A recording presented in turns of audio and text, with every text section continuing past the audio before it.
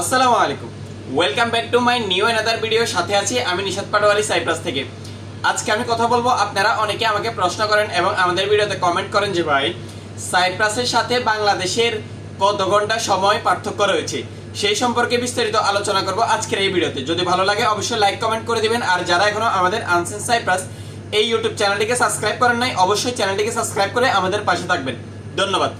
প্রথমত আমি আপনাদেরকে বলবো যে ভাই বাংলাদেশের সাথে সাইপ্রাসের কত ঘন্টা সময় পার্থক্য রয়েছে সেই বিষয় যদি আমি বলতে চাই তাহলে একটু কাহিনী বলবো আপনাদেরকে। এই ক্ষেত্রে কিন্তু গরমকালে একরকম বা শীতকালে আরেক রকম রয়েছে, কারণ গরমকালে হচ্ছে বাংলাদেশের সাথে সাইপ্রাসের 3 ঘন্টা পার্থক্য রয়েছে, আর শীতকালে হচ্ছে বাংলাদেশের সাথে সাইপ্রাসের 4 ঘন্টা পার্থক্য রয়েছে।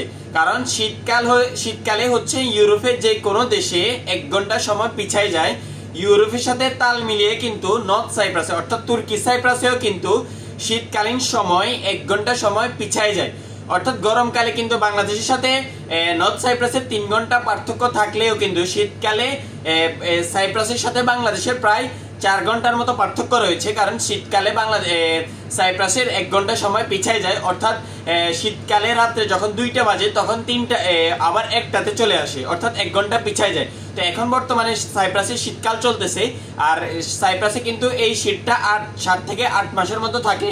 তো 7 থেকে 8 মাস এই দিনগুলো কিন্তু বাংলাদেশের সাথে সাইপ্রাসের প্রায় 4 ঘন্টা পার্থক্য থাকে, আর বাকি 4 মাস গরম থাকে। আর এই গরমের সময় কিন্তু বাংলাদেশের সাথে সাইপ্রাসের 3 ঘন্টার মতো পার্থক্য থাকে।